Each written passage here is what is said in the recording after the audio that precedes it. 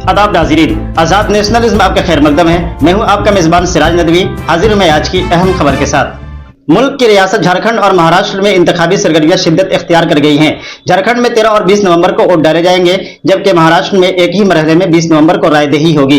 दोनों रियासतों और मुल्क के मुख्तलिफ रियासतों के असेंबली व पार्लियामानी हल्कों के ज़िमनी इंतखाबात के दोनों वोटों की गिनती 23 नवंबर को होगी और नताइज का ऐलान किया जाएगा। हस्बे रवायत दोनों ही रियासतों में सियासी जमातों और इक़्तिदार के दावेदारों की जानिब से अवाम को रुझाने और उनके वोट हासिल करने के लिए नित नए वादे किए जा रहे हैं और सब्ज बाग दिखाने में कोई कसर बाकी नहीं रखी जा रही है। हम यहाँ महाराष्ट्र की अगर बात करें तो बीजेपी ज़ेर इक़्तिदार महायुति इत्तेहाद ने रियासत के अवाम से 10 वादे किए हैं। यही वह इत्तेहाद है जिसकी सरबराह जमात बीजेपी मुल्क में दूसरी जमातों की जानिब से अवाम के लिए किए जाने वाले ऐलानात की मुखालिफत करती है। खुद मुल्क के वज़ीर आज़म ने इस तरह के ऐलानात को मुफ्त की रेवड़ियां बांटना करार दिया था। दूसरे कायदीन की जानिब से भी मिल्लत खिदमत और सहूलियात के ऐलान की मुखालिफत की जाती रही।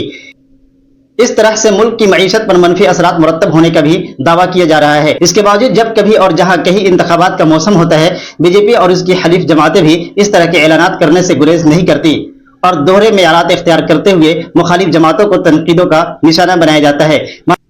अवाम से ऐसे वादे भी किए गए हैं जिन पर शायद अमल आवरी इस इत्तेहाद के लिए इक़्तिदार मिलने की सूरत में मुमकिन नहीं होगी या शायद आसान नहीं रहेगी। तमाम सियासी जमातों को वादों की तकमील से ज्यादा वोट हासिल करने की फिक्र होती है।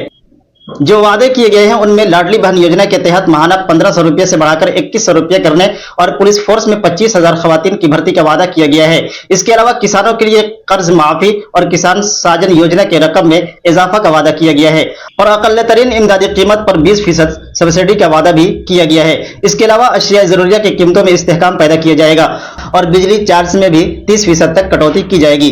ये वादे ऐसे हैं जिन पर आवाम में सवाल पैदा होने शुरू हो गए हैं।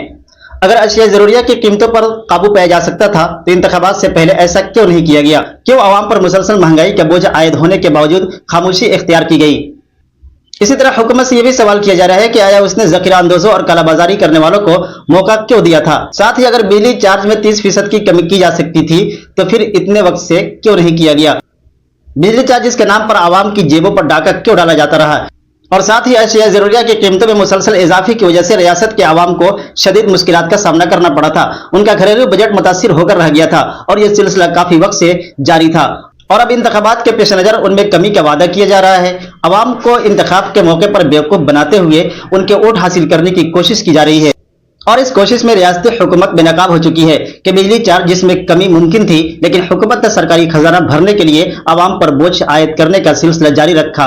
किसानों के कर्ज माफी का वादा अब किया जा रहा है, जबकि कई किसानों ने खुदकुशी कर ली है। अकल तरीन इमदादी कीमत पर सब्सिडी की बात की जा रही है, जबकि किसानों को अकल तरीन इमदादी कीमत तक अदा नहीं की गई थी। महाराष्ट्र के आवाम को इस तरह की सब्ज बाग दिखाते हुए गुमराह करने की कोशिशों के ताल्लुक से चौकन्ना रहने की जरूरत है। तमाम छोटी बड़ी खबरों के लिए बन रहे हमारे साथ और हमारे YouTube चैनल आजाद नेशनलिस्ट को लाइक, सब्सक्राइब, शेयर जरूर करें। साथ ही हमारे Facebook पेज को फॉलो, लाइक और शेयर करना न भूलें।